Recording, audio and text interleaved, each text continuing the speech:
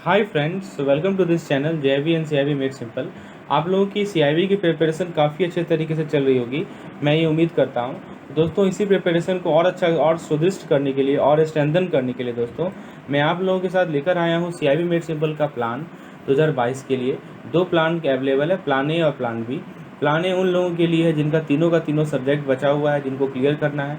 और आपको पता है कि इस अटेम्प्ट के बाद आपका सिलेबस चेंज होने वाला है। तो दोस्तों, आपको अच्छा एफर्ट देना है। You have to redouble your effort so that you can, आपको तीनों का तीनों पेपर इसी पार क्लियर करना है। आपको ये इंश्योर करना है दोस्तों। प्लान भी दोस्तों उनके लिए है जिनका केवल एक ही सब्जेक्ट बचा हुआ है, चाहे एवीएम या बीएफएम या रिटेल। ठीक है, तो ये दो प्लान आपको ध्यान रखना है। अब दोस्तों, प्लान ए में क्या क्या आपको बेनिफिट मिलेगा वो जरा देखिए। आपको हर एक चैप्टर का शॉर्ट नोट्स मिलेगा, मैकमिलन का अनसॉल्व प्रॉब्लम का एक्सप्लेनेशन मिलेगा दोस्तों, हर एक चैप्टर का एमसीक्यूज़ मिलेगा दोस्तों, और दोस्तों हर एक चैप्टर का केस स्टडीज़ मिलेगा। एमसीक्यू केस स्टडी कंबाइंड रहेगा। जब आपका मॉड्यूल कंप्लीट होगा तो मॉड्यूल का क्विक रिवीजन आपको पीडीएफ मिलेगा। जो आपका पूरा का पूरा सिलेबस है बीएफएम का, एवीएम का, उसका इंपॉर्टेंट फार्मूला कंपाइलेशन रहेगा, और प्रीवियस ईयर क्वेश्चन का अलग अलग पीडीएफ रहेगा। तो ये सब बेनिफिट्स आपको मिलेंगे हर एक चैप्टर के लिए, हर एक सब्जेक्ट के लिए, चाहे एवीएम हो, चाहे बीएफएम हो, चाहे रिटेल हो। मैं आपको एक सैम्पल शो करता हूँ दोस्तों।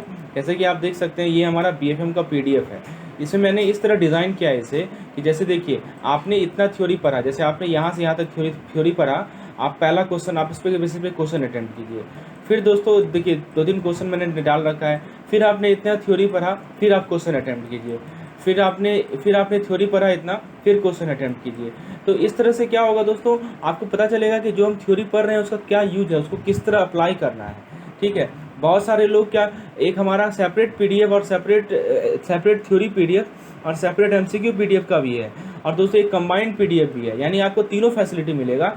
आप सेपरेटली थ्योरी पढ़ना चाहते हैं तो उसका अलग पीडीएफ है, आप सेपरेटली एमसीक्यू करना चाहते हैं तो उसका अलग पीडीएफ है। आप यदि कंबाइन करना चाहते हैं, कंबाइंड ज़्यादा इफेक्टिव है, क्योंकि आपने समझिए इतना थ्योरी पढ़ा, आपने पढ़ा कि फॉरेन करेंसी है, उसका डेफिनेशन पढ़ा कि जितना भी क्लेम्स पेबल अब्रोड होता है उसे हम लोग फॉरेन करेंसी कहते हैं।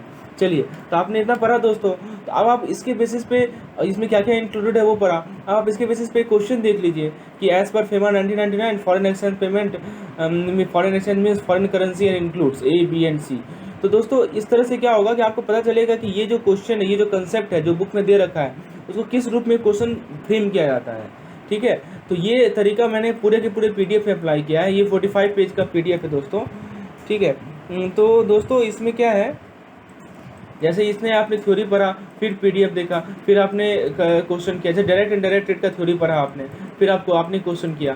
तो इसी तरह से मैंने पूरा का पूरा पीडीएफ फ्रेम किया है। तो आपको क्या होगा, कंसेप्ट एकदम क्रिस्टल क्लियर होगा। एक आप एवीएम का एग्जांपल देखिए, जैसे ये डिमांड एंड सप्लाई का यूनिट है, तो आपने इतना थ्योरी पढ़ा दोस्तों, आपने प्लॉट करना सीखा, कैसे प्लॉट करते हैं, लॉ ऑफ डिमांड पढ़ा, डिमांड शेड्यूल पढ़ा। ठीक है, तो उसके बाद दोस्तों आपको क्या करना, आपने क्वेश्चन अटेम्प्ट किया। देखिए यहाँ पे क्वेश्चन दे रखा है। ठीक है, कुछ क्वेश्चन मैंने डाल रखा है। फिर उसके बाद दोस्तों आपने फिर से थ्योरी पढ़ा। देखिए फिर से थ्योरी दिया है ना, quantity demand tend to fall at price rise for tourism subsident, फिर आपने क्वेश्चन अटेम्प्ट किया। तो इस तरह से पीडीएफ मैंने फ्रेम किया है, ताकि आप थ्योरी पढ़ेंगे, फिर क्वेश्चन अटेम्प्ट करेंगे, फिर थ्योरी पढ़ेंगे, फिर क्वेश्चन अटेम्प्ट करेंगे।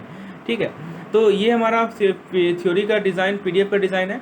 तो दोस्तों आपको प्लान मैं बता ही दिया हूँ। प्लान ए का कॉस्ट है ₹650, यानी तीनों का तीनों पीडीएफ आपको मिलेगा, और प्लान बी का कॉस्ट है ₹250। इसमें आपको केवल एक आप ऑप्ट कर सकते हैं, एवीएम बीएफएम रिटेल। यदि आपको ये प्लान परचेज करना है तो ये आपके सामने नंबर है 8292857381, इस पर आप मुझे व्हाट्सएप करें, तो मैं आपको डिटेल इन्फॉर्मेशन प्रोवाइड करूँगा इस पार्टिकुलर पीडीएफ से रिलेटेड। और दोस्तों आप मेरे Telegram channel CIB made simple को ज्वाइन करें रेगुलर अपडेट्स के लिए, और हमारा जो यूट्यूब चैनल है JIB and CIB made simple को आप रेगुलर अपडेट के लिए लाइक और सब्सक्राइब करें। चलिए आगे बढ़ते हैं, हम लोग अपने वीडियो को शुरुआत करते हैं। टॉपिक है, इसमें जो भी इंपॉर्टेंट कंसेप्ट्स हैं आपके मैकमिलन बुक में दिए हुए हैं वो में हम लोग डिस्कस करेंगे। आप यदि इस वीडियो को अच्छे से समझते हैं दोस्तों, तो मैकमिलन बुक पढ़ने की आवश्यकता नहीं है। और इसके बाद मैं आप लोग के लिए एक एमसीक्यू सेशन लाऊंगा, जिसमें आपके जितने भी तरह के एमसीक्यूज पूछे जाते हैं वो कवर हो जाएंगे। तो आइए दोस्तों समझते हैं एक एक चीज़ों को, और जहाँ पे आपको आपके साथ मैं पीडीएफ भी शेयर कर दूँगा ग्रुप में। चलिए, तो दोस्तों टाइम वैल्यू ऑफ मनी, कहने का मतलब कि मनी का टाइम वैल्यू है। एग्जाम्पल के तौर पर, आज के दिन में आपको यदि ₹1 मिल रहा है, वो प्रेफरेबल है as compared to rupee in future. मतलब जैसे मान लीजिए कि आपके पास आज के दिन में ₹100 है, और यदि आपको एक ऑप्शन दिया जाए कि मान लीजिए कि 1 साल बाद आफ्टर 1 ईयर आपको 100 रुपया मिले, तो आप ऑब्वियसली प्रीफर करेंगे आज के दिन में 100 रुपया। क्यों? क्योंकि आज के दिन में एक 100 रुपया में आपको एक पिज़्ज़ा मिल जाएगा, लेकिन अगले 1 साल में, 1 साल बाद दोस्तों इस 100 रुपये में आपको पिज़्ज़ा नहीं मिलेगा। तो इसीलिए मनी का टाइम वैल्यू है। देखिए मनी तो वही है 100 रुपया, यहाँ भी 100 रुपया है, यहाँ भी 100 रुपया है, लेकिन आपको आज के दिन में पिज़्ज़ा मिल रहा है, कल के दिन में पिज़्ज़ा नहीं मिल रहा है। इसके पीछे क्या कारण है दोस्तों? तो इसके पीछे कारण है इन्फ्लेशन, राइट। इसके पीछे कारण है महंगाई। तो महंगाई के कारण जो है 100 रुपया का जो वैल्यू था वो कम हो गया। इसीलिए कहा जाता है कि मनी का टाइम वैल्यू है। 100 रुपया नहीं रहा, 100 रुपया घटकर कुछ और हो गया है, ठीक है। That's why it is called money has time value. तो आज के दिन में जो 100 रुपया का पिज्ज़ा था वो कल के दिन में आपको 100 रुपये में न मिलकर 110 में मिलेगा, 120 में मिलेगा, है ना। इसीलिए कहा जाता है कि आज के दिन का 100 रुपया वो बराबर नहीं है 100 रुपया आप टुमारो या 1 ईयर आफ्टर। समझ में आ रहा है? तो दोस्तों इसीलिए कहा जाता है कि लोग इन्वेस्ट करें। इन्वेस्ट से क्या होता है दोस्तों कि आप इन्फ्लेशन को बीट कर पाते हैं, क्योंकि इन्फ्लेशन के कारण आप देख सकते हैं कि मनी का जो वैल्यू है वो घट जाता है। और आप यदि इन्वेस्टमेंट करते हैं दोस्तों किसी पार्टिकुलर पीपीएफ में, ईपीएफ में और भी जो डिफरेंट म्यूचुअल फंड में, तो दोस्तों क्या होता है कि वो 100 रुपया बढ़ता है ना, ताकि वो जो इन्फ्लेशन का इफेक्ट है उसको बीट कर पाए। तो ये चीज़ बेसिक कंसेप्ट है टाइम वैल्यू ऑफ मनी के रिगार्डिंग।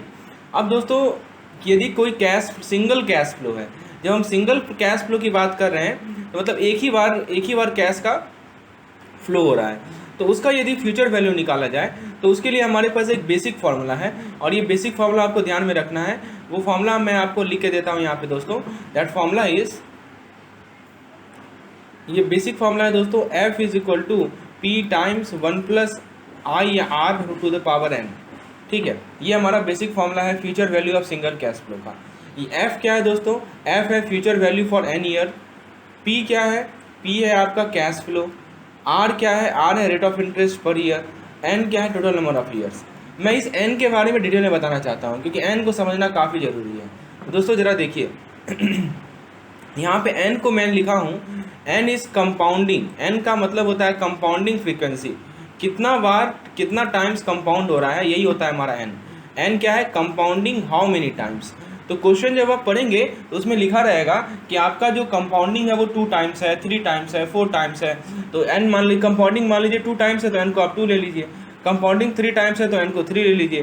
कंपाउंडिंग 4 टाइम्स है तो ऑब्वियसली आप n को क्या ले लेंगे? 4 ले लेंगे। तो जितना बार कंपाउंडिंग होगा उतना आपको n को लेना है। मान लीजिए एग्जाम्पल के तौर पर यदि कंपाउंडिंग ईयरली है, ठीक है, और टाइम पीरियड्स है 2 ईयर्स, ये आपको दिया रहेगा। ये लिखा रहेगा कि कंपाउंडिंग क्या है, कंपाउंडिंग ईयरली है और टाइम पीरियड से 2 ईयर। इसका मतलब क्या हुआ समझने का प्रयास कीजिए।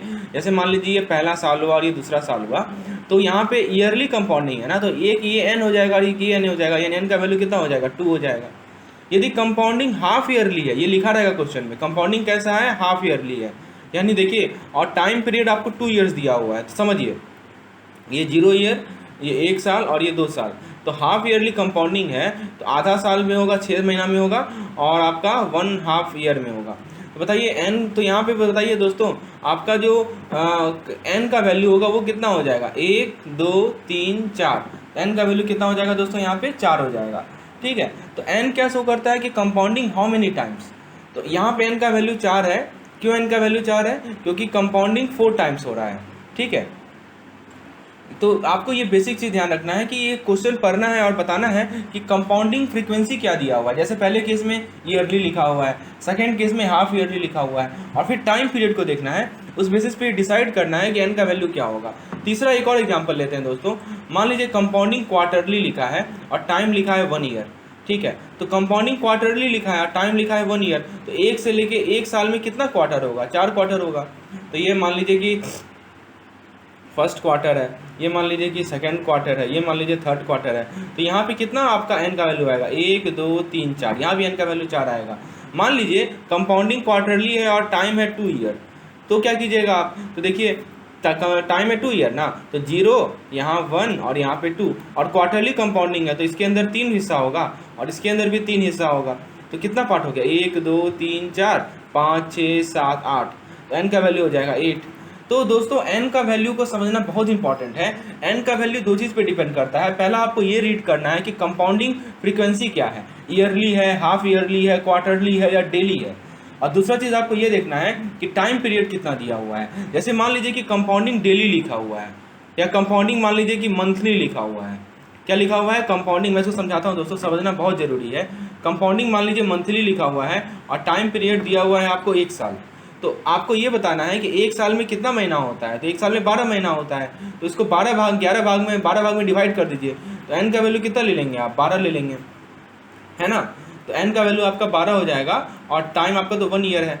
तो आपको कंपाउंडिंग एन का वैल्यू डिसाइड करने के लिए दो चीज़ को देखना है कि आपका कंपाउंडिंग फ्रीक्वेंसी क्या है, ईयरली है, हाफ ईयरली है, मंथली है, डेली है, और टाइम पीरियड कितना है। तो दो चीज़ को आप यदि ध्यान रखते हैं तो एन का वैल्यू आपको समझ में आ गया हो। दोस्तों मैं बार बार एन का वैल्यू इसलिए समझा रहा हूँ क्योंकि बहुत लोग इस पर गलती करते हैं। एन उन्हें समझ में नहीं आता है कि एन कितना लें। So I think from now the concept is clear. अब इतना समझाने के बाद आपका कंसेप्ट क्लियर हो गया होगा एन का वैल्यू हमें क्या लेना है। आइए दोस्तों आगे बढ़ते हैं। अब हम लोग जरा डिस्काउंट रेट या कंपाउंडिंग रेट को समझते हैं। दोस्तों दो वर्ड है, एक होता है डिस्काउंटिंग और एक होता है कंपाउंडिंग। तो दोस्तों इसको समझते हैं एक्चुअली में कब डिस्काउंटिंग लिया जाता है, कब कंपाउंडिंग लिया जाता है। तो दोस्तों कंपाउंडिंग का मतलब ये है कि आप प्रेजेंट वैल्यू से फ्यूचर वैल्यू पे जा रहे हैं। दैट मीन्स समझने का प्रयास कीजिए, मैं एग्जाम्पल से आपको समझाता हूँ, ठीक है।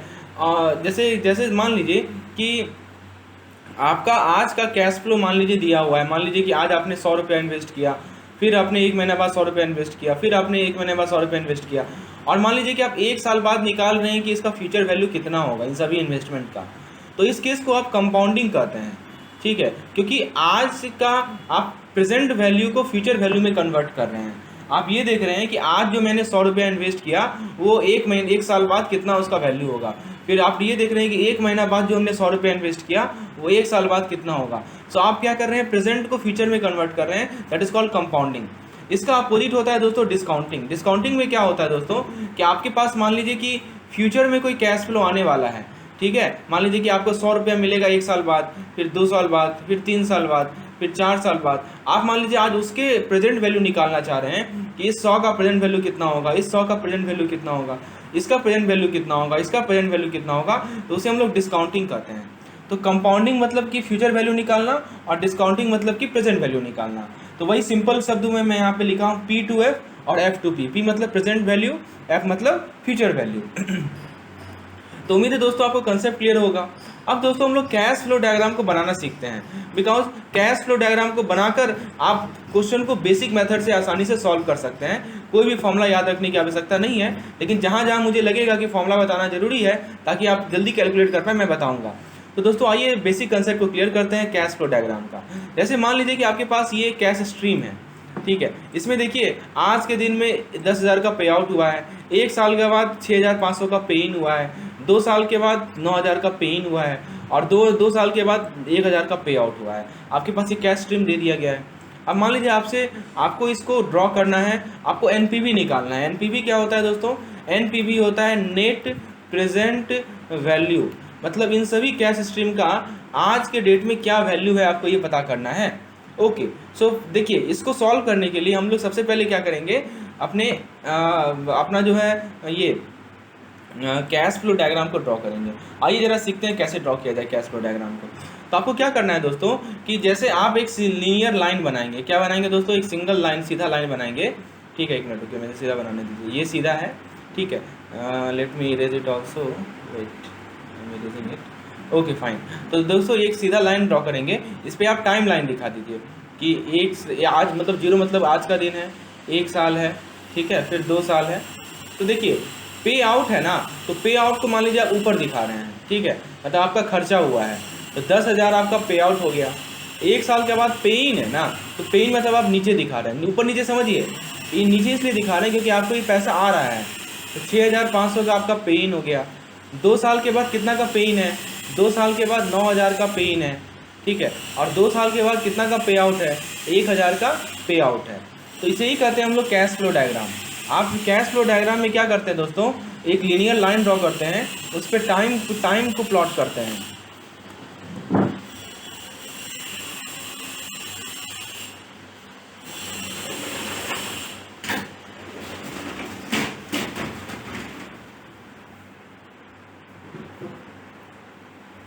आप एक लीनियर लाइन में दोस्तों टाइम पीरियड को शो करते हैं, जैसे 0 ईयर, 1 ईयर, 2 ईयर, और आपके पास जो भी कैश स्ट्रीम दिया रहेगा, जैसे पे आउट रहेगा, पे इन रहेगा, उसको डायरेक्शन के साथ आप शो करते हैं। यही होता है हमारा कैश फ्लो डायग्राम। तो दोस्तों सिमिलरली मैं यहाँ ड्रॉ किया हूँ आपके लिए, आप देख सकते हैं, आई ड्रॉन इट। ओके, सो आप यहाँ देख सकते हैं दोस्तों,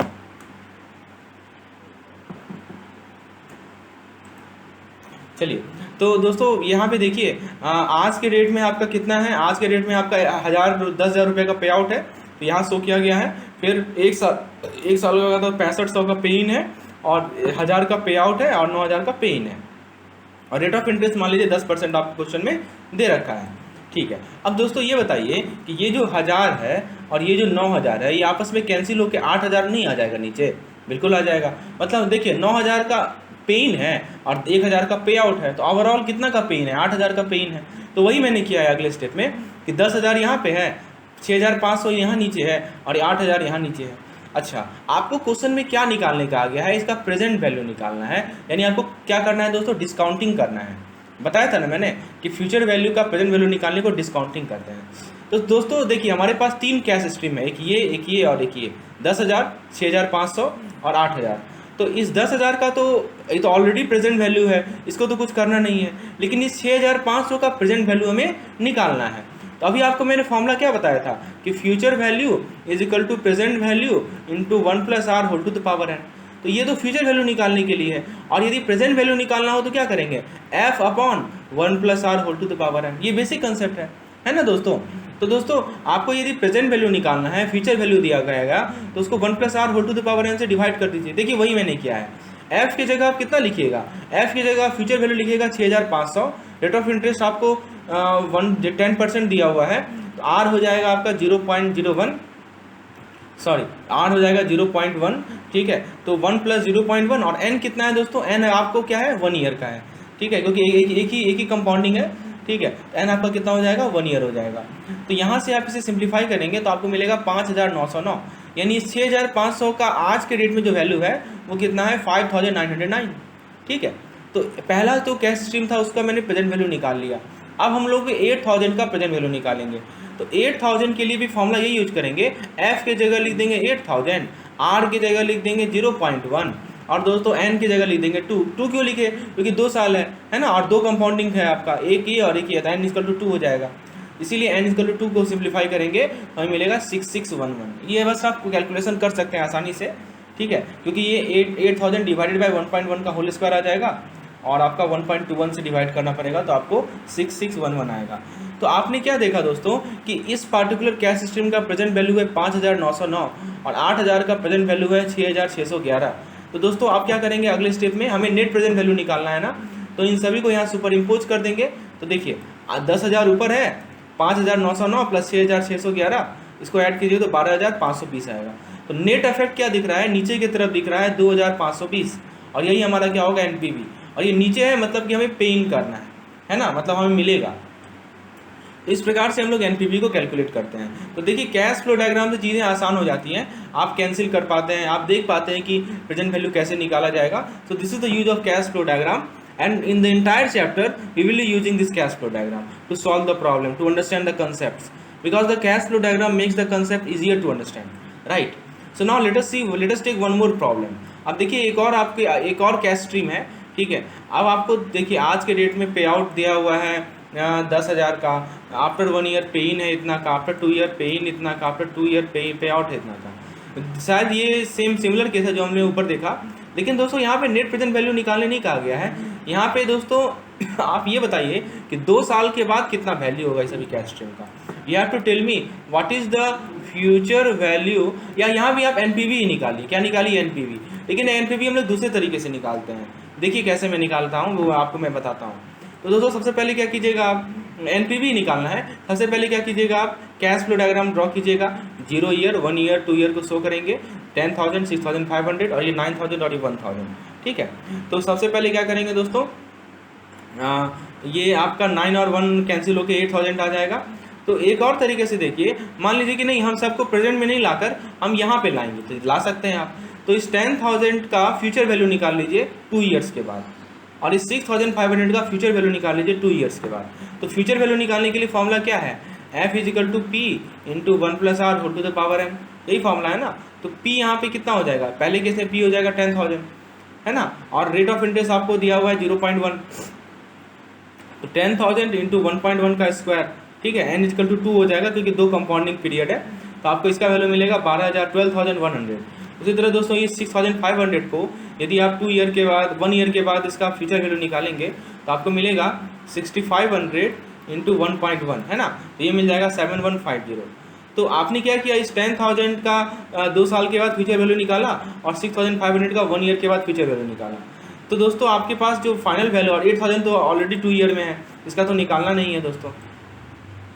तो दोस्तों आप यदि इसे कैलकुलेट करेंगे तो ये आपका ऐड हो जाएगा 8,000 से, क्योंकि ये आपका पे इन है और ये ऊपर रह जाएगा आपका पे आउट है, ठीक है। तो यदि आप इसे फर्दर सिंप्लीफाई करेंगे दोस्तों, तो आप 8,000 और 7,150 जोड़ेंगे तो ये आपका हो जाएगा 15,150, और इसे सब्ट्रैक्ट करेंगे तो आपको मिलेगा 3,050, ठीक है। तो दोस्तों आप इस 3,050 का आप क्या कीजिए, एनपीवी निकाल लीजिए। तो इसको दोबारा आप यहाँ लाना है, 0 पे लाना है, तो फॉर्मूला क्या होगा, F P is equal to present value निकालेंगे ना, F upon 1 plus R whole to the power n, ठीक है। तो एफ कितना है हमारा, एफ हमारा फ्यूचर वैल्यू कितना है, 3,050 है, यानी 3,050 है।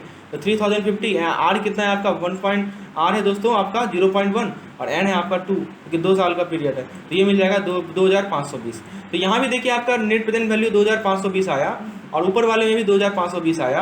तो जैसे आप निकालिए आप पे डिपेंड करता है। यहाँ पे हमने सबसे पहले क्या किया, कंपाउंडिंग किया और फिर डिस्काउंटिंग किया, और दोस्तों यहाँ पे हम लोगों ने डायरेक्टली डिस्काउंटिंग किया, ठीक है। तो आपको डिस्काउंटिंग समझ में आ रहा है ना, डिस्काउंटिंग मतलब कि फ्यूचर को प्रेजेंट में कन्वर्ट करना, और कंपाउंडिंग मतलब कि प्रेजेंट को फ्यूचर में कन्वर्ट करना। तो यहाँ पे हमने क्या किया, इस 10,000 का कंपाउंडिंग किया, इस 6,500 का कंपाउंडिंग किया, और फिर फाइनल जो हमारा रिजल्ट आया उसका हमने क्या किया, डिस्काउंटिंग किया। उम्मीद है दोस्तों यहाँ तक कंसेप्ट आपका क्रिस्टल क्लियर होगा। तो एनपीवी निकालना आप सीख गए। अच्छा, अब एनपीवी का क्या नियम, एनपीवी का क्या रोल है वो मैं थोड़ा समझाता हूँ दोस्तों। एनपीवी दोस्तों नेट प्रेजेंट वैल्यू, मान लीजिए कि 2 इन्वेस्टमेंट है और आपको उसमें सेलेक्ट करना है कि कौन सा हमारे लिए ज़्यादा सही है, तो आप एनपीवी का यूज़ कर सकते हैं। कैसे यूज करेंगे एनपीवी का, बताइए, एनपीवी को आप कैसे यूज करेंगे। तो दोस्तों एनपीवी को आप जिस पार्टिकुलर कैश फ्लो का एनपीवी ज़्यादा है आप उसे ही सेलेक्ट करेंगे, ठीक है। The particular cash flow for which NPV is more, ठीक है, तो आप वी विल सेलेक्ट दैट, ठीक है। ये ध्यान रखिएगा, एनपीवी जो होता है दोस्तों अलजेब्रिक सम होता है, तो ये आपको ध्यान रखना है कि जिस कैश फ्लो का एनपीवी ज़्यादा है, ठीक है, तो ये सिग्नल देता है कि प्रोजेक्ट को आप एक्सेप्ट करेंगे। और यदि एनपीवी का वैल्यू 0 से कम है, ध्यान दीजिए, एनपीवी यदि नेगेटिव है, एनपीवी यदि आप 0 से कम लेते हैं तो उस प्रोजेक्ट को आपको रिजेक्ट करना है, ठीक है। और एनपीवी 0 है तो ये न्यूट्रल है या इंडिफरेंट डिसीजन है। तो दोस्तों ये सब कंसेप्ट आपको क्लियर रखना है। चलिए अब दोस्तों आगे बढ़ते हैं, लेट अस मूव फॉरवर्ड, और हम लोग नेक्स्ट कंसेप्ट पे आते हैं जो कि है दोस्तों हमारा हाँ, एक एग्जांपल लेते हैं दोस्तों। जैसे मान लीजिए प्रेजेंट वैल्यू दे रखा है आपको 10,000, इंटरेस्ट रेट दे रखा है 12% एनुअली, इंटरेस्ट कंपाउंडिंग है क्वार्टरली बेसिस पे, आपसे पूछा फ्यूचर वैल्यू निकालना है। देखिए इसको समझने का प्रयास करते हैं, यहाँ पे बहुत लोग गलती करते हैं। तो हम तो जानते हैं कि फ्यूचर वैल्यू का फॉर्मूला है P times 1 plus R whole to the power n, यही फॉर्मूला है ना फ्यूचर वैल्यू निकालने का। अच्छा बिल्कुल सही है, आप सही हैं बिल्कुल। तो लेकिन यहाँ पे एक बात का ध्यान रखना है, n कितना लेंगे। तो दोस्तों आपको मैंने बताया था कि जब भी आप n के बारे में डिसाइड करें तो 2 चीज़ देखें, आपका टाइम पीरियड कितना है।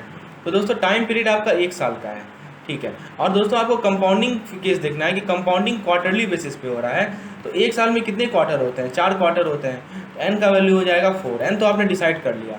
लेकिन दोस्तों यहाँ पे एक चीज़ और बात का ध्यान रखना है जो कि लोग भूल जाते हैं, वो है रेट ऑफ इंटरेस्ट। देखिए आपको जो रेट ऑफ इंटरेस्ट दिया हुआ है एनुअल दिया हुआ है, लेकिन ये जो कंपाउंडिंग हो रहा है वो क्वार्टरली हो रहा है। तो आपको करना क्या है कि इस रेट ऑफ इंटरेस्ट 12% को क्वार्टरली में कन्वर्ट करना है, this is the most important thing, right. अब कैसे कन्वर्ट करेंगे, तो आपको देखिए एनुअल में 12% है तो क्वार्टरली में कितना परसेंट हो जाएगा, तो 4 से डिवाइड कर दीजिए यानी 3% हो जाएगा। ये कन्वर्जन मोस्ट इंपॉर्टेंट, एक तो n निकालना है और दूसरा आपका r निकालना है, ठीक है। तो अब आप फॉर्मूला में पुट कीजिए P into 1 plus R whole to the power n। P आपका है 10,000 क्योंकि प्रेजेंट वैल्यू आपको 10,000 दिया हुआ है, और आपको r की जगह लिखना है 0.03, n की जगह लिखना है 4। सिंप्लीफाई कीजिए तो आपको मिल जाएगा 11255.08। ये क्लियर है। चलिए एक और एग्जांपल लेते हैं दोस्तों कंसेप्ट को क्लियर करने के लिए। ये एग्जांपल आपके सामने है, 1 साल के बाद जो कैश फ्लो है वो आपको दे रखा है 10,000 रुपया, डिस्काउंट रेट दे रखा है 8% ऑन क्वार्टरली बेसिस, आपसे पूछा है प्रेजेंट वैल्यू कितना है। अब दोस्तों आपको ये कन्फ्यूजन हो रहा होगा कि ये डिस्काउंट रेट क्या होता है। दोस्तों मैं थोड़ा समझा देता हूँ डिस्काउंट रेट के बारे में। मतलब देखिए, जो जिस रेट पे आप फ्यूचर कैश फ्लो को डिस्काउंट करते हैं उसके प्रेजेंट वैल्यू में, वही होता है हमारा डिस्काउंट रेट, ठीक है। तो आप यहाँ पे जैसे आपका फ्यूचर कैश फ्लो है ना, ये 10,000 एक साल के बाद कैश फ्लो है। यदि आप कैश फ्लो डायग्राम ड्रॉ करें तो ये आपका एक साल के बाद कैश फ्लो है 10,000, आप उसका क्या कर रहे हैं, डिस्काउंटिंग कर रहे हैं, इसीलिए डिस्काउंट रेट लिखा गया है। मैंने टर्म बताया था ना आपको, डिस्काउंटिंग का मतलब होता है फ्यूचर वैल्यू को प्रेजेंट वैल्यू में कन्वर्ट करना, that's why discount rate has been used. चलिए यहाँ तक तो क्लियर है। अब आपको दो चीज़ पे ध्यान रखना है। फॉर्मूला आपको पता है दोस्तों, पी निकालने के लिए F/1 + R whole to the power n को यूज करना है। जब भी डिस्काउंटिंग यूज करेंगे तो इस फॉर्मूले को यूज करेंगे, ये बेसिक फॉर्मूला है। चलिए अब दोस्तों R क्या होगा या N क्या होगा, पहले N की बात करते हैं। N के बारे में मैंने दो चीज़ आपको ध्यान रखने को लिए बताया। पहला है टाइम पीरियड, तो टाइम पीरियड आपका है 1 ईयर, ठीक है। अब दूसरी बात है कंपाउंडिंग, तो कंपाउंडिंग क्वार्टरली बेसिस पे लिखा हुआ है ना, तो क्वार्टरली बेसिस होगा तो N का वैल्यू आपका 4 हो जाएगा। अब दूसरा चीज़ है रेट ऑफ इंटरेस्ट। दोस्तों यहाँ पे साफ साफ लिखा हुआ है कि जो 8% है वो क्वार्टरली बेसिस पे है। पिछले केस में दोस्तों जो रेट ऑफ इंटरेस्ट था वो एनुअल लिखा हुआ था, इस बात पे आपको ध्यान देना है। तो यहाँ पे आप R का वैल्यू फिर से 4 से मत डिवाइड कर दीजिएगा, तो आपको पढ़ना है क्वेश्चन में क्या दे रखा है। यहाँ बहुत लोग गलती करते हैं, जब यहाँ साफ साफ लिखा है कि डिस्काउंट रेट जो मैं 8% दे रहा हूँ वो क्वार्टरली बेसिस पर है, तो R आप 8% ही तो लेंगे। यहाँ पे आप इसको 4 से मत भागा दे दीजिएगा। You please don't divide by 4 here, right? This is the most important concept that I want to convey. So now you know N, you know R, you know F, that is 10,000. You can easily calculate P. So आपने क्या किया, F divided by 1 + 0.08 to the power 4, तो आपको मिल जाएगा 7350.29. Is the concept clear now? यहाँ तक clear है दोस्तों आपको कंसेप्ट, बिल्कुल सही। चलिए अब हम लोग नेक्स्ट इंपॉर्टेंट कंसेप्ट पे आते हैं, जो है effective interest rate. This is very important thing, ठीक है। इफेक्टिव इंटरेस्ट रेट पे आते हैं दोस्तों, और इसको हम लोग आसानी से समझते हैं इफेक्टिव इंटरेस्ट रेट का क्या बेसिक कंसेप्ट है। तो दोस्तों देखिए, सबसे पहले फार्मूला, इफेक्टिव इंटरेस्ट रेट का जो फार्मूला है इसको हम लोग RE से डिनोट करते हैं। RE मतलब इफेक्टिव इंटरेस्ट रेट। R है हमारा annual interest rate, 1 + R/n to the power n-1। यहाँ पे n क्या है, R क्या है वो समझते हैं। RE क्या है दोस्तों, R तो आपका एनुअल इंटरेस्ट रेट है। R क्या है दोस्तों, आपका एनुअल इंटरेस्ट रेट है, ठीक है। और N क्या है दोस्तों, कंपाउंडिंग फ्रीक्वेंसी है। एग्जांपल लेते हैं, समझते हैं इस चीज़ को, कैसे ये फॉर्मूला आया ये भी मैं आपको बताता हूँ। मान लीजिए R है आपका 10% एनुअली आपको दिया हुआ है, और कंपाउंडिंग लिखा हुआ है क्वार्टरली। आप कैश फ्लो डायग्राम बनाइए। मतलब क्या होगा दोस्तों कि क्वार्टरली कंपाउंडिंग है ना, तो 0, 1, 2, 3, 4 है ना, और ये आपका प्रेजेंट वैल्यू है, ये आपका क्या है, फ्यूचर वैल्यू, ठीक है। F = P × 1 + R whole to the power n। तो आप R की जगह तो RE लिखेंगे, है ना, और N की जगह क्या लिखेंगे आपका, क्योंकि कंपाउंडिंग क्वार्टरली है ना, तो और R आपको दिया हुआ है 10%, तो 10 को 4 से डिवाइड करेंगे, इसीलिए R/4 यहाँ किया गया है। आप सोच सकते हैं कि R/4 क्यों किया गया है, मैंने आपको ऊपर ही बताया है, अभी मैंने आपको बताया था ना कि R/4 क्यों किया गया है। क्योंकि देखिए यहाँ पे R जो है वो एनुअल दिया हुआ है, और यहाँ कंपाउंडिंग लिखा है क्वार्टरली। यदि यहाँ लिखा रहता कि R = 10% क्वार्टरली, तब नहीं करना पड़ता, लेकिन R एनुअली दिया हुआ है, तो इस क्वार्टरली में निकालने के लिए R/4 हमें करना पड़ेगा। This is the concept, right. ये मैंने ऊपर समझाया है आपको, R/4। और N का वैल्यू कितना होगा, तो 1 साल के लिए है, N का वैल्यू 4 होगा, तो आपको FP के टर्म में लिख दिए। यहाँ तक इसको ध्यान क्लियर रहेगा आपको। अब आप ये समझिए दोस्तों, अब आप देखिए एक सिंगल कैश फ्लो लीजिए। मान लीजिए कि इफेक्टिव इंटरेस्ट रेट का मतलब क्या होता है, इसको मैं बताता हूँ।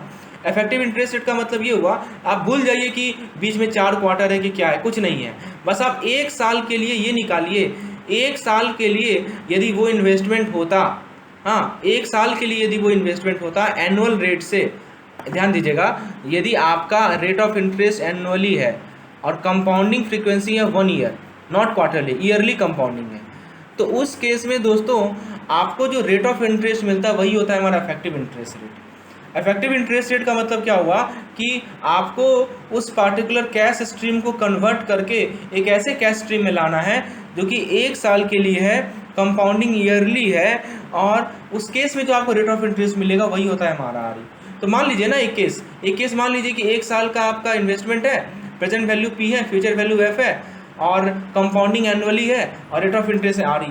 तो उस केस में F और P में क्या रिलेशन होगा, तो आप लिख सकते हैं ना, F = P × 1 + RE to the power 1। क्यों? क्योंकि देखिए आर तो आपका एनुअल कंपाउंडिंग है और आपका जो कंपाउंडिंग फ्रीक्वेंसी है वो भी 1 है, एन भी 1 हो जाएगा। अब आप क्या कीजिए, दोनों को इक्वेट कर दीजिए। ये आपका इक्वेशन नंबर 2 मान लीजिए और ये आप इक्वेशन नंबर 1 मान लीजिए, ठीक है, क्योंकि हम मान के चल रहे हैं कि दोनों के फ्यूचर वैल्यू सेम है, तभी तो आप आर निकाल पाएंगे। तो now you equate both of them. जब आप इसे इक्वेट करेंगे ना तो ऐसा इक्वेशन आएगा। तो यहाँ से आप आर देख पा रहे हैं कि 1 + r whole to the power 4 - 1, 1 + r/4 to the power 4 - 1, और यही फॉर्मूला को मैंने यहाँ पे लिखा है दोस्तों, 1 + r/n to the power n - 1। आपको शायद समझ में आ गया होगा कि ये फॉर्मूला कहाँ से आया है, ठीक है। तो आर का मतलब आपको समझ में आना चाहिए कि इफेक्टिव इंटरेस्ट रेट का मीनिंग क्या है। इफेक्टिव इंटरेस्ट रेट का मीनिंग है दोस्तों एक सिंगल इंटरेस्ट रेट, ठीक है, ऐसा इंटरेस्ट रेट जिसमें जो कि कंपाउंडिंग इफेक्ट को आपस में लेता हो, है ना, तो उसको हम लोग कहते हैं इफेक्टिव इंटरेस्ट रेट। तो 1 + r whole to the power n, 1 + r/n to the power n - 1, ठीक है। चलिए तो इसको जरा सा हम लोग और सिंप्लीफाई करते हैं, इस फॉर्मूले को जरा और डिटेल में समझते हैं। ये फॉर्मूला तो आपको समझ में आ गया होगा। अब दोस्तों मान लीजिए आर है आपका 10% एनुअली, ये एनुअली लिखा हुआ है, और कंपाउंडिंग है हाफ ईयरली, ठीक है, कोई बात नहीं, कंपाउंडिंग हाफ ईयरली है। पहले एन डिसाइड करते हैं। एन डिसाइड करने के लिए मैंने 2 चीज़ बताया है। पहले टाइम पीरियड देखिए, तो टाइम है आपका 1 ईयर, और आप फिर कंपाउंडिंग देखिए, कंपाउंडिंग हाफ ईयरली है, तो एक साल में कितना हाफ ईयर होगा, तो 2 हाफ ईयर होगा, तो एन तो आपका 2 होगा। दूसरी बात है रेट ऑफ इंटरेस्ट। तो रेट ऑफ इंटरेस्ट आपको एनुअल दिया हुआ है, लेकिन यहाँ कंपाउंडिंग हाफ ईयरली हो रहा है, तो इस आर को 2 से डिवाइड करना पड़ेगा, यानी 10 को 2 से डिवाइड करना पड़ेगा, यानी आपका 5 होगा, ठीक है। आर यानी सॉरी 10 नहीं है, सॉरी 5% कहिए, तो 5% 0.05 होगा, ठीक है ना। तो एन निकालिए, यहाँ पे आर निकालिए। अब आपका फॉर्मूला पता है, फॉर्मूला क्या है दोस्तों, 1 + r/n to the power n - 1। तो एन तो आप 2 लिख दीजिए और यहाँ भी 2 लिख दीजिए। इसको सिंप्लीफाई कीजिए दोस्तों, तो आपको आर जो आएगा, इफेक्टिव इंटरेस्ट रेट जो आएगा वो आएगा 10.25%, ठीक है। 10.25% का क्या सिग्निफिकेंस है मैं वो बताता हूँ आपको। इसका मतलब ये हुआ कि यदि आप सेम प्रेजेंट वैल्यू इन्वेस्ट करते 10.25% के रेट से 1 साल के लिए, तो जो आपको फ्यूचर वैल्यू मिलेगा वो वही मिलेगा जो आप इस केस में फ्यूचर वैल्यू गेन कर रहे हैं।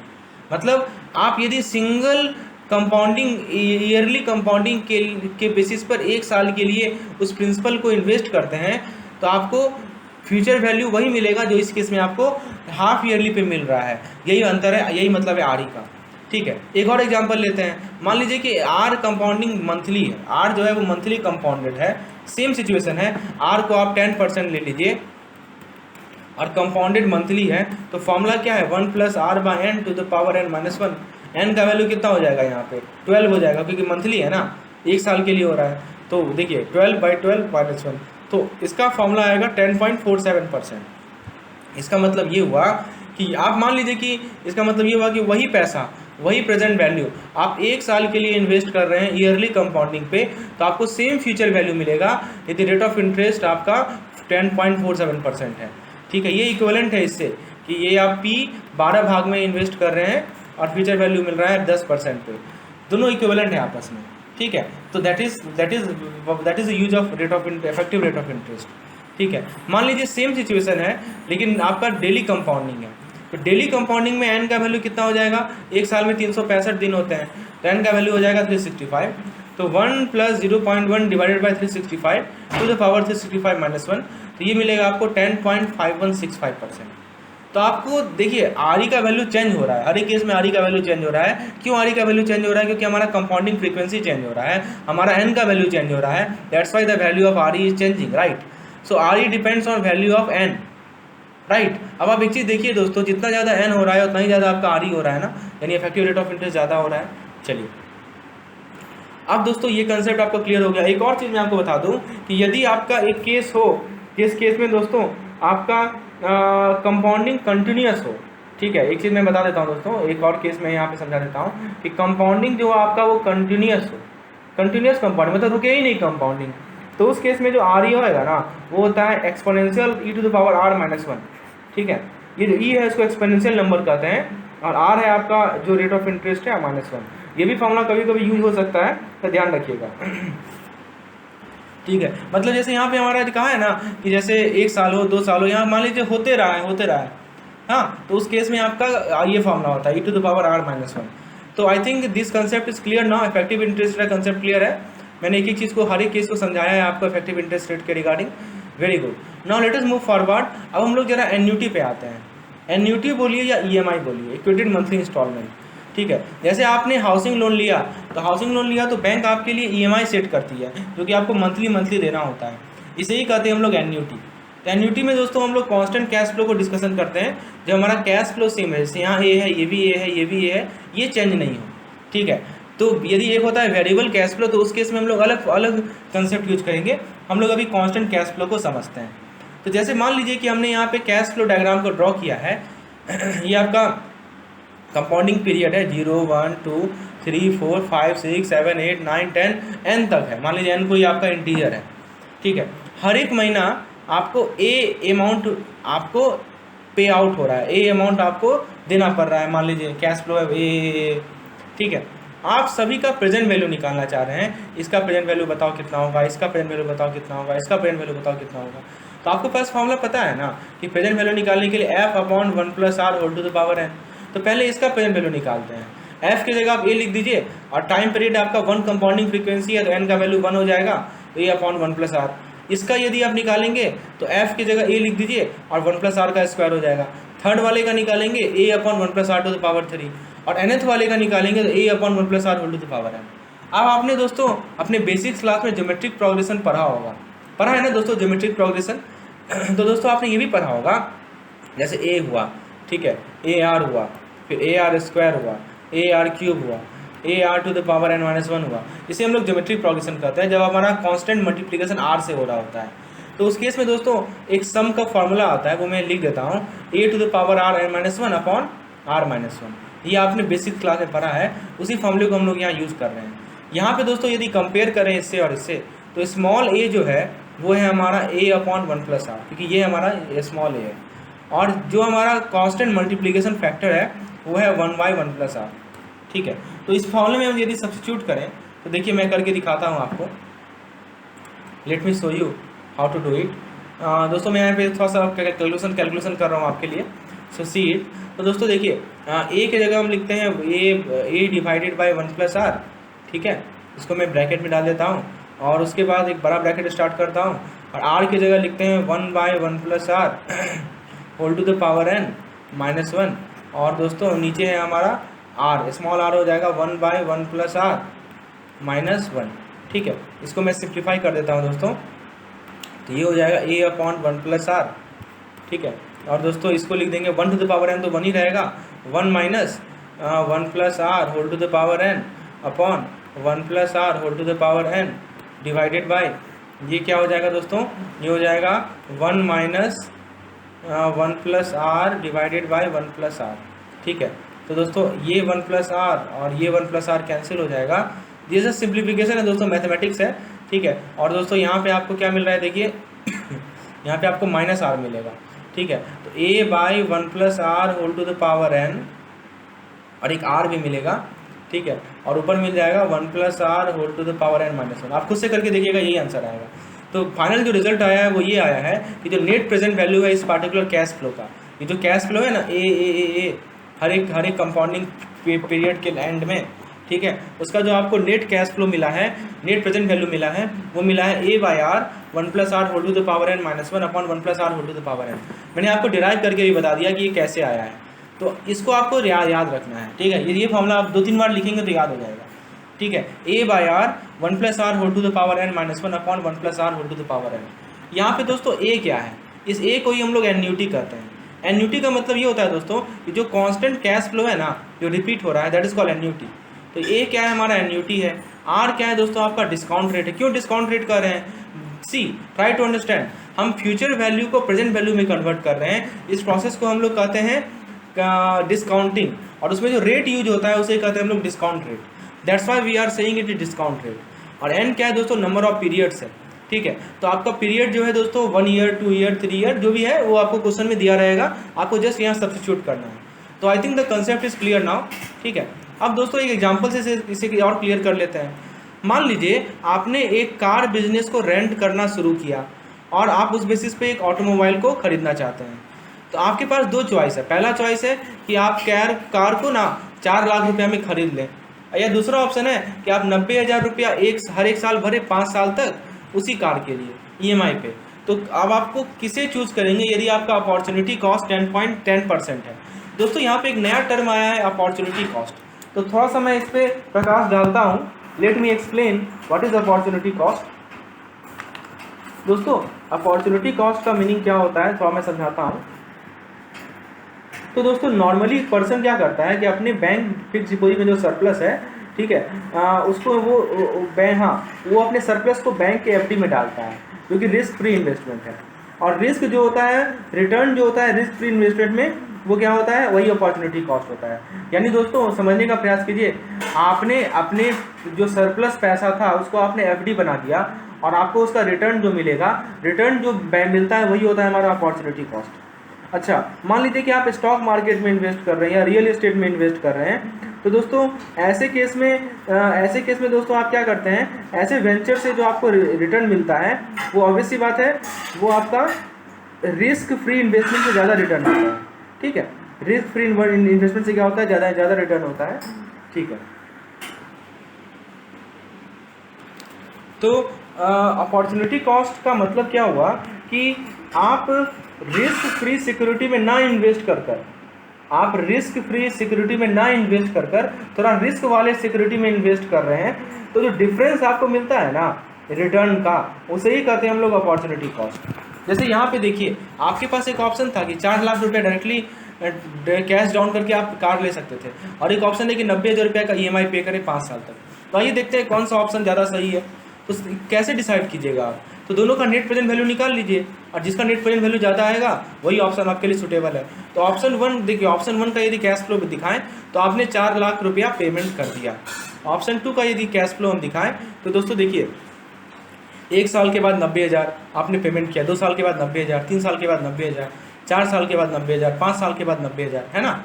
तो आप क्या करेंगे दोस्तों, इसका प्रेजेंट वैल्यू निकालेंगे ना। कैसे निकालेंगे प्रेजेंट वैल्यू, तो दोस्तों अभी मैंने आपको बताया है कि जब भी आपको कांस्टेंट कैश फ्लो मिले तो एक तो है बेसिक तरीका, सबका एक एक करके निकाल के जोड़ना। काहे वो हम करेंगे, आपको फॉर्मूला पता है ना, A/R 1+R whole to the power n - 1 upon 1+R to the power n।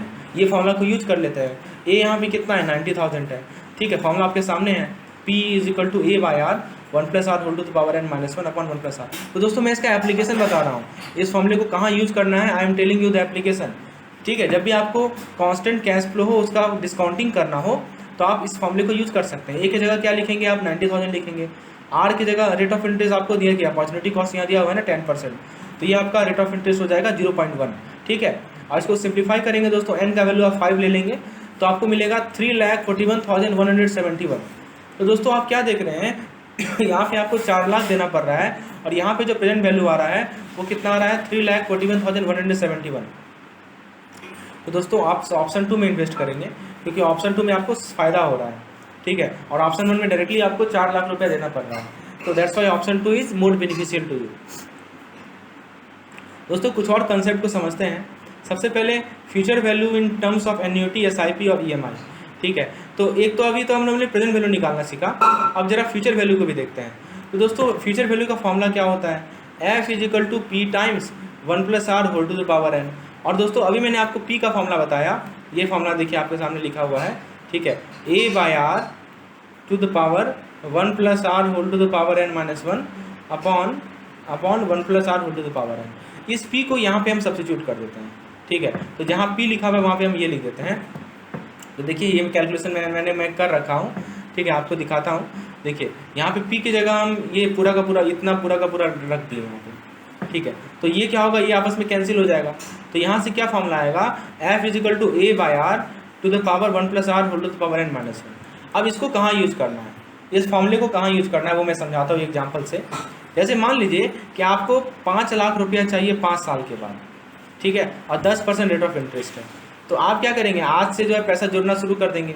1 साल बाद मान लीजिए ए अमाउंट आप डालें, 2 साल बाद ये अमाउंट डालें, 3 साल बाद ये अमाउंट डालें, 4 साल बाद ये अमाउंट डालें, 5 साल बाद ये अमाउंट डालें। आपको पता करना है कि आखिर कितना हम डालें ताकि 5 लाख रुपये आपको 5 साल बाद मिल जाए। तो वो कैसे डिसाइड करेंगे, तो इस फॉर्मूले से डिसाइड करेंगे। आपका जो यहाँ पे 5 लाख है वो क्या है, फ्यूचर वैल्यू है ना, तो F हो जाएगा आपका 5 लाख। F की जगह 5 लाख लिख दीजिए। रेट ऑफ इंटरेस्ट आपका कितना है, 0.1 है। ठीक है, और दोस्तों आपका रेट ऑफ R तो 0.1 है, और कितना फ्रीक्वेंसी है आपका, कंपाउंडिंग पीरियड कितना है, 5 है, n का वैल्यू 5 हो जाएगा। तो यहाँ से आप ए निकाल सकते हैं। ए निकालेंगे तो आपको मिलेगा 81,898, यानी हर एक महीना या हर एक साल आपको 81,898 रुपया इन्वेस्ट करना पड़ेगा, तब जाकर आपको 5 साल बाद 5 लाख रुपया मिलेगा। तो आपको समझ में आया इस फॉर्मूले को कहाँ यूज करना है। देखिए पिछला जो फॉर्मूला था वो था हमारा P इक्वल टू, मैं यहाँ लिख देता हूँ, A/R 1 + R whole to the power n - 1 upon 1 + R whole to the power n। ये फॉर्मूला से आप क्या कर रहे थे, इस फॉर्मूला से आप दोस्तों डिस्काउंटिंग कर रहे थे। यहाँ जो R होता है ना, ये होता है डिस्काउंट रेट, मतलब कि आप फ्यूचर कैश फ्लो से प्रेजेंट कैश फ्लो निकाल रहे थे, ठीक है। हाँ, लेकिन यहाँ पे इस फॉर्मूले को कब यूज करना है, जब आप कंपाउंडिंग करेंगे। जैसे यहाँ देखिए ना, आप कंपाउंडिंग ही तो कर रहे हैं, इस ए का निकाल रहे हैं, इस ए का निकाल रहे हैं फ्यूचर वैल्यू, है ना। तो आपके पास जब कांस्टेंट कैश फ्लो हो और सभी का फ्यूचर वैल्यू निकालना हो तो आप इस फॉर्मूले का यूज करेंगे जब भी आपको कंपाउंडिंग वाला केस आएगा। तो ये चीज़ समझना काफ़ी जरूरी है कि किस फॉर्मूले को कहाँ यूज करना है। This formula is used when compounding is done, ठीक है, and this formula is used when discounting is done, ठीक है। तो और भी एग्जांपल लेंगे तो ये कंसेप्ट क्लियर होगा, लेकिन रटने की जरूरत बिल्कुल नहीं है, 2 फार्मूला है, इसको ध्यान रखना है।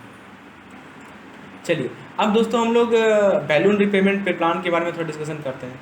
एक ऐसा लोन जिस पे केवल इंटरेस्ट को पे किया जाता है लाइफ ऑफ द लोन, और इंटायर प्रिंसिपल को end of the loan life में पे किया जाता है। लेकिन जनरली आजकल लोन में क्या होता है कि बैंक जो है इंटरेस्ट और प्रिंसिपल दोनों का EMI के रूप में लेती है।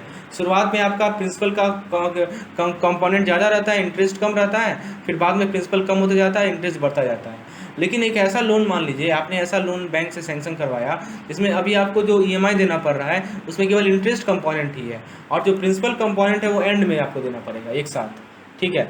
तो इसे ही कहते हैं हम लोग बैलून रिपेमेंट प्लान। तो इसके बारे में कभी कभी सवाल पूछा जाता है, what is balloon repayment plan. तो बैलून रिपेमेंट प्लान का मतलब ये हुआ कि आपको ब्याज जो है EMI के रूप में हर एक महीना देना पड़ रहा है, और आपको प्रिंसिपल सबसे लास्ट में देना पड़ रहा है, that is called balloon repayment plan, ठीक है। उसके बाद दोस्तों बैलून रिपेमेंट प्लान के बाद हमारा एक फंड होता है जिसे हम लोग सिंकिंग फंड कहते हैं। इसलिए उसको मैं समझा देता हूँ दोस्तों। सिंकिंग फंड क्या होता है दोस्तों, जैसे मान लीजिए कोई कंपनी है, ठीक है, कोई कंपनी है दोस्तों, उसको चाहिए 50 लाख रुपए की ज़रूरत है after certain number of year, 50 lakh की ज़रूरत है उससे सर्टेन नंबर ऑफ ईयर के बारे में। तो उसने क्या किया कि हर एक साल कुछ कंट्रीब्यूट करना शुरू कर दिया ताकि उसको मान लीजिए कि 10 साल बाद 50 लाख रुपया हो जाए, ठीक है। तो ये सिंकिंग फंड एक ऐसा फंड होता है जिसमें कोई फर्म एक एनुअल कंट्रीब्यूशन डालती है ताकि उसके पास इनफ फंड हो ताकि एक लार्ज फाइनेंशियल लायबिलिटी को फ्यूचर में वो मीट कर पाए। समझ में आया आपको? वही तो मैंने बताया कि कोई फर्म है, उसको मान लीजिए 10 साल बाद 50 लाख रुपए की ज़रूरत है किसी सर्टेन फाइनेंशियल लायबिलिटी को मीट करने के लिए, तो उसने आज से ही हर एक साल क्या किया, कंट्रीब्यूशन करना शुरू कर दिया, है ना। तो उस वैसे फंड को हम लोग सिंकिंग फंड कहते हैं। तो दोस्तों 2 चीज़ क्लियर हो गया, बैलून रिपेमेंट क्या होता है और सिंकिंग फंड क्या होता है। अब दोस्तों हम लोग जरा एन्युटी ड्यू की बात करते हैं। एन्युटी ड्यू का कंसेप्ट समझते हैं दोस्तों। एक होता है annuity at the beginning of period, जैसे कहते हैं BOP, इसे ही होता है हमारा एन्युटी ड्यू। एन्युटी ड्यू का मतलब हुआ कि ऐसा एन्युटी जो कि हम लोग पीरियड के बिगिनिंग में कर रहे हैं। अब दोस्तों एग्जाम्पल से समझते हैं। मान लीजिए कि इस एग्जाम्पल से समझते हैं दोस्तों। इस एग्जाम्पल से पहले हम लोग एंड ऑफ पीरियड, अच्छा दोस्तों एक होता है BOP बिगिनिंग ऑफ पीरियड और एक होता है हमारा एंड ऑफ पीरियड, ठीक है। तो दोस्तों सबसे पहले हम लोग एंड ऑफ पीरियड की बात करते हैं। मान लीजिए कि 10,000 रुपया आप पेमेंट कर रहे हैं, एक बार स्टार्ट में और एक बार एंड में, 4 साल के लिए, और डिस्काउंट रेट आपको दे रखा है 10%। देखिए जब डिस्काउंट रेट रहे ना तो आपको ध्यान में आ जाना चाहिए कि यहाँ पे डिस्काउंटिंग वाला ही केस यूज होगा, ठीक है। तो दोस्तों आपको मान लीजिए इसका प्रेजेंट वैल्यू निकालना है, NPV निकालना है, नेट प्रेजेंट वैल्यू निकालना है।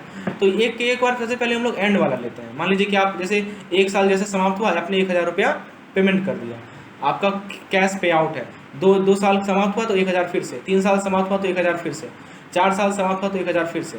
तो दोस्तों यहाँ पे आपका 1,000 4 बार आपका पेमेंट हो रहा है, ठीक है, एंड में हो रहा है। हम लोग किसकी बात कर रहे हैं? हम लोग बात कर रहे हैं EOP की, यानी एंड ऑफ पीरियड की, ठीक है। तो annuity at the end of period निकालने के लिए फॉर्मूला मैंने आपको बताया था, P = A/R 1 + R whole to the power n - 1 upon 1 + R whole to the power n, ठीक है। A कितना है आपका 1000 है, A की जगह 1000 लिख दीजिए। रेट ऑफ इंटरेस्ट आपका 0.1 है और n की जगह आप कितना लिखेंगे 4 लिखेंगे।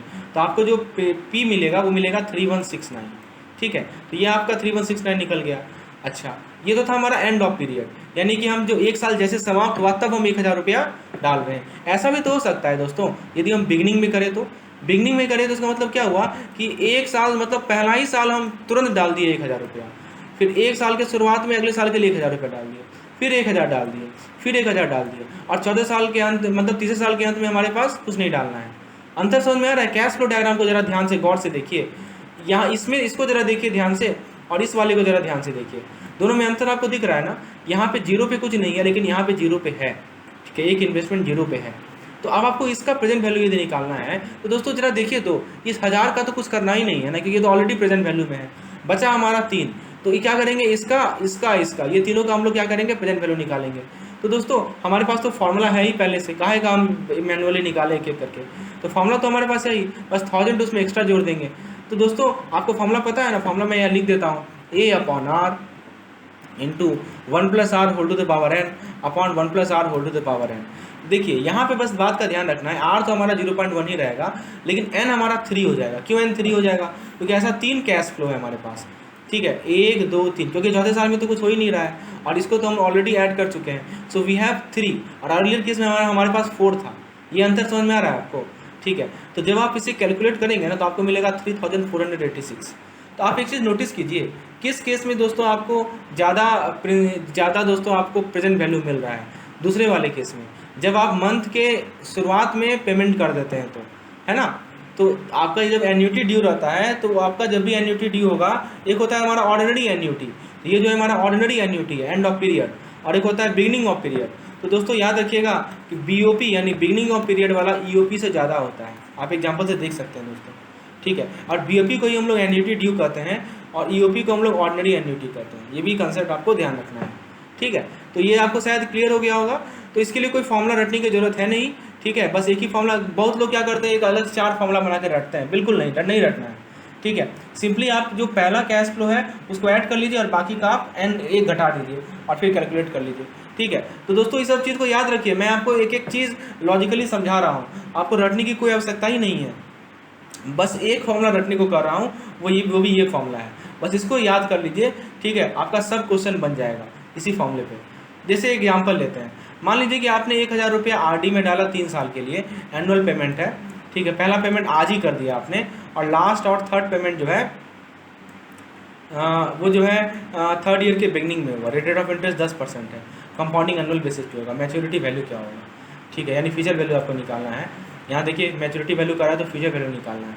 दोस्तों इसमें कैश फ्लो को यूज करेंगे हम लोग। सबसे पहले कैश फ्लो बना लीजिए, आपने 1000 रुपये आज ही दे दिया 0 पीरियड में, ठीक है, और क्या कर रहा है कि जो आपका लास्ट और थर्ड पेमेंट होगा वो थर्ड ईयर के बिगनिंग में होगा। थर्ड ईयर का बिगनिंग यहाँ होगा ना, तो यहाँ पे आपने दूसरा साल का पेमेंट तो किया ही होगा 1000, और दोस्तों और एक और 1000 आपने कर दिया पेमेंट।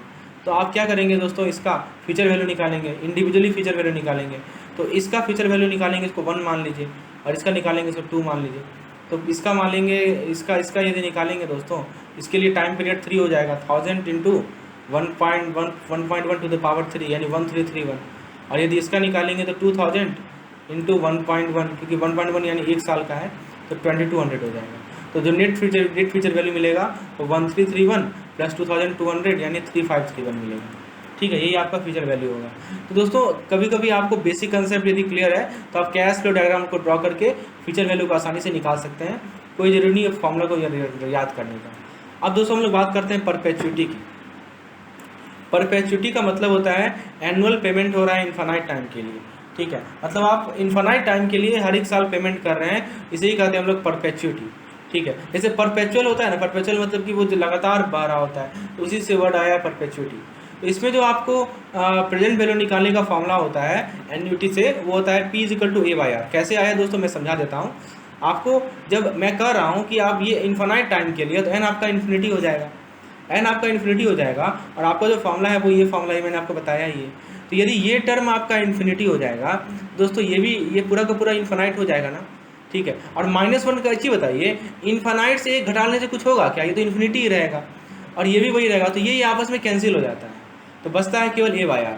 तो इस फॉर्मूले को याद रखिएगा कि डायरेक्टली क्वेश्चन इस पर पूछा जाता है, ठीक है। तो परपेचुअल वाले केस में फॉर्मूला क्या है आपका? A/R है। अच्छा, एक और कंसेप्ट है कॉन्सोल बॉन्ड का। सवाल इससे भी कभी कोई पूछ ले जाता है, इसको मैं समझा देता हूँ दोस्तों। कॉन्सोल बॉन्ड, आपको बॉन्ड के बारे में थोड़ा आइडिया होगा। बॉन्ड बेसिकली क्या होता है दोस्तों, बॉन्ड आप डिस्काउंटिंग पे बॉन्ड को आप परचेज करते हैं। जैसे मान लीजिए, थोड़ा सा मैं हिंट दे रहा हूँ बॉन्ड के बारे में, थोड़ा सा जस्ट रिकॉल करा रहा हूँ, ठीक है। जैसे मान लीजिए कि दोस्तों बॉन्ड का फेस वैल्यू होता है सर्टेन, मान लीजिए 100 रुपया इसका फेस वैल्यू है, 100 रुपये किसी बॉन्ड का दोस्तों फेस वैल्यू है, ठीक है। तो दोस्तों आप किसी बॉन्ड में जब इन्वेस्ट करते हैं ना, मान लीजिए सरकार ने बॉन्ड इशू किया और आपने इन्वेस्ट किया, तो सरकार क्या करती है, आपको डिस्काउंट देती है, ठीक है, कि आपको आप वो ये बोलती है दोस्तों कि आप जो है सर्टेन डिस्काउंट पे मान लीजिए 99 रुपीज़ आज इन्वेस्ट कर दो, ठीक है, और मैं आपको हर एक साल कूपन रेट दूंगा। मान लीजिए कि 5 साल का बॉन्ड है ये, ठीक है, तो 5 साल का बॉन्ड है, इसका कूपन इंटरेस्ट रेट होता है कुछ, तो सरकार बोलेगी कि आपको मैं हर एक साल कूपन रेट पे कूपन प्रोवाइड करूँगा, और जो एंड आ जाएगा 5 साल तो उसमें आपको फेस वैल्यू में प्रोवाइड कर दूँगा। तो यही होता है हमारा बॉन्ड के बारे में, थोड़ा सा बेसिक कंसेप्ट है, बॉन्ड इन्वेस्टमेंट एक टॉपिक ही है हमारा, ठीक है। तो दोस्तों कॉन्सोल्ड बॉन्ड वैसा बॉन्ड होता है जहाँ पे कोई मैच्योरिटी नहीं होता। जब मैंने यहाँ कहा ना 5 साल, ये होता ही नहीं है दोस्तों, 5 साल उसमें होता ही नहीं, मतलब कोई मैच्योरिटी ही नहीं है, वो इनफाइनाइट टाइम के लिए चलता रहता है, ठीक है, उसे ही हम लोग कॉन्सोल्ड बॉन्ड कहते हैं। तो कंसेप्ट क्लियर हो गया। कॉन्सोल्ड का मतलब कि जिसका कोई मैच्योरिटी नहीं हो, तो एक तरह से वो ये परपेचुइटी का ही तो एग्जाम्पल है दोस्तों, ये तो एक तरह का परपेचुइटी है ना, आपको हर एक साल कूपन अमाउंट मिल रहा है, कूपन अमाउंट जो है वही आपका क्या है, एन्युटी हो गया है ना। जो कूपन अमाउंट है जो आपको हर एक साल मिलेगा, फेस वैल्यू तो ठीक है वो आपको अंतिम में मिल जाएगा, लेकिन जो आपको कूपन अमाउंट हर एक साल मिल रहा है वही आपका क्या एन्युटी है, ठीक है। तो आपको क्या करना है दोस्तों, जब भी इस पर क्वेश्चन आए तो कूपन अमाउंट निकाल लेना है और वही आपका एन्युटी हो जाएगा। एग्जाम्पल से इसको क्लियर करते हैं। जैसे मान लीजिए किसी बॉन्ड का फेस वैल्यू है 10,000 रुपया और 6% इसका कूपन कॉन्सोल्ड बॉन्ड है, ईयरली पेमेंट आपको कितना मिलेगा। तो दोस्तों देखिए यहाँ पे 6% कूपन रेट दिया हुआ है ना, ये 6% कूपन रेट है, तो कूपन रेट हमेशा फेस वैल्यू पे होता है। तो 10,000 का 6% निकालेगा तो 600, ये आपका कूपन अमाउंट है। ये क्या है दोस्तों, आपका कूपन अमाउंट है, मतलब इतना अमाउंट आपको हर एक साल मिलेगा, ठीक है, जहाँ भी बॉन्ड आप इन्वेस्ट किए हैं। तो 600 रुपये आपको हर एक साल मिलेगा। इंटरेस्ट रेट जो आपको दिया हुआ है वो 9% दिया हुआ है, ठीक है, ये आपको दिया हुआ है। तो आपको ये बताना है दोस्तों उसका प्रेजेंट वैल्यू कितना है, ठीक है। तो कैसे निकालेगा प्रेजेंट वैल्यू, तो P=A/R निकालना है। ए आपका क्या है, कूपन अमाउंट है, तो 600, और आर कितना है आपका 0.09, तो ये कितना हो जाएगा 666.6। ये आपका क्या हो जाएगा दोस्तों, इसका आपका प्रेजेंट वैल्यू हो जाएगा, ठीक है। तो दोस्तों ये इस पार्टिकुलर PDF से मैंने आपको जो भी इंपॉर्टेंट पॉइंट है सबको समझा दिया, रटने की कोई चीज़ ज़रूरत ही नहीं है, ठीक है। बस फॉर्मूले को ध्यान रखिए और एक बार और देख लीजिए वीडियो को ताकि कंसेप्ट क्लियर हो। अगली वीडियो में मैं कुछ क्वेश्चंस लेकर आऊँगा आपको और कंसेप्चुअल क्लैरिटी के लिए। धन्यवाद।